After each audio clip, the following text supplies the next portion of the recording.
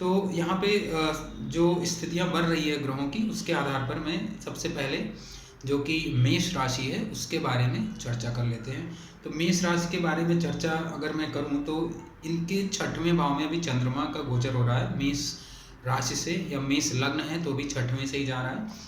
तो मन पे आपका आपके मन पे जो असर होगा, जो प्रभाव होगा, वो ये राशिफल बताएगा आपको कि किस तरीके की स्थिति बन सकती है। आप मना स्थिति जैसी रहेगी वैसा ही हम कार्य करते हैं, वो फिर कोई भी कार्य हो, क्योंकि सबसे पहले हम कोई भी कार्य जब करते हैं तो हम सबसे पहले अपने उसको मन में सोचते हैं, उसके बारे में एक प्लानिंग बनाते हैं मन ही मन, और अगर मन करता है तब हम वो कार्य करते हैं, और मन नहीं करता है तो वो कार्य हम अपने इस भौतिक शरीर से नहीं करते हैं। करते हैं या नहीं करते हैं ये भौतिक शरीर, इस पे निर्भर करता है कि आपका मन कैसा है। तो चंद्रमा ही यहाँ पे सबसे महत्वपूर्ण भूमिका निभाता है। चाहे आप जिस भी राशि को देख रहे हो, आप ध्यान रखिए कि वो चंद्रमा पर आधारित है राशिफल, और उसी के गोचर से, उसी के युति से उस पर कितनी दृष्टियां हैं और बाकी के अन्य ग्रहों का क्या कॉम्बिनेशन है उस पर निर्भर करता है, जो कि हर 2.25 दिन में चंद्रमा बदल जाता है। इसलिए आपकी हर एक दिन अलग अलग नक्षत्र में लगभग परिवर्तन होता रहता है, और चंद्रमा शीघ्रगामी है, 2.25 दिन में राशि बदल लेता है, और नक्षत्र भी उसके बदलते रहते हैं। तो अलग अलग चरण होते हैं, अलग अलग नक्षत्र में वो गोचर करता रहता है, और हमारी मन की स्थिति, हमारा टेस्ट, हमारा काम करने की क्षमता, वो सब हमारी प्रभावित होती रहती है केवल एक चंद्रमा के गोचर से।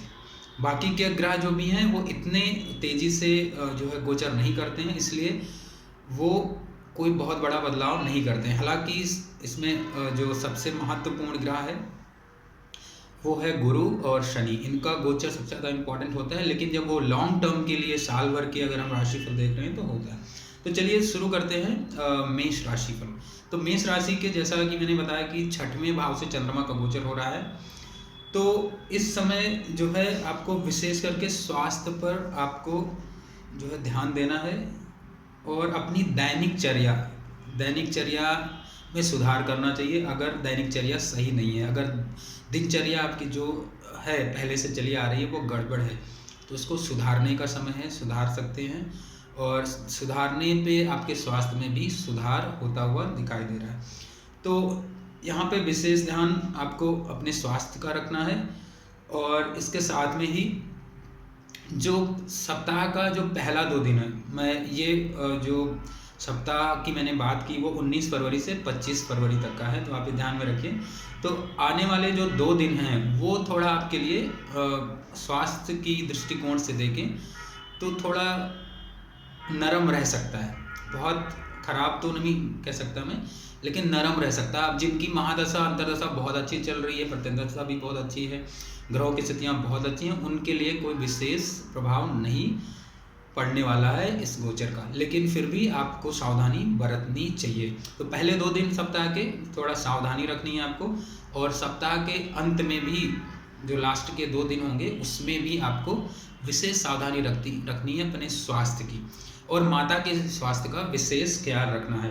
बाकी का जो दिन है आने वाला दिन है सप्ताह का, वो बहुत अच्छा जाएगा, बहुत अच्छा रहेगा। आप कोई डील कर रहे हैं तो उसके लिए भी बहुत अच्छा शुभ समय है। आप कोई नया बिजनेस स्टार्ट कर रहे हैं तो वो भी बहुत अच्छा समय रहने वाला है। तो बस यहाँ पे एक ही चीज़ ध्यान रखनी है, स्वास्थ्य का विशेष ध्यान रखना है खान पान के साथ में। अब उपाय के तौर पर करें क्या? उपाय के तौर पर सबसे ज़्यादा महत्वपूर्ण जो है वो है शिवलिंग की आराधना करें। शिवलिंग पर कच्चा दूध और जल मिश्रित करके चढ़ाएं। आप 1 चम्मच ही दूध लें, शुद्ध दूध लें। देसी गाय का दूध अति उत्तम रहेगा, और किसी भी दूध को शास्त्रों में मान्यता नहीं दी गई है। हालांकि आजकल पैकेट वाला दूध आ गया है जो कि गाय का दूध होता नहीं है। तो अगर आपके पास कच्चा दूध शुद्ध उपलब्ध नहीं है तो आप बेलपत्र के साथ गंगा जल और पानी मिलाकर शिव जी को अर्पित कर सकते हैं, और ओम नमः शिवाय का लगातार आप जप कर सकते हैं, जिससे आपके रुके हुए काम में तेजी आएगी और वो पूर्ण हो जाएंगे, और स्वास्थ्य भी अच्छा रहेगा। और माता का विशेष ख्याल रखना, इस समय बहुत ज़रूरी है, और माता का भी स्वास्थ्य अच्छा हो जाएगा बहुत जल्दी, अगर ये उपाय आप करेंगे तो।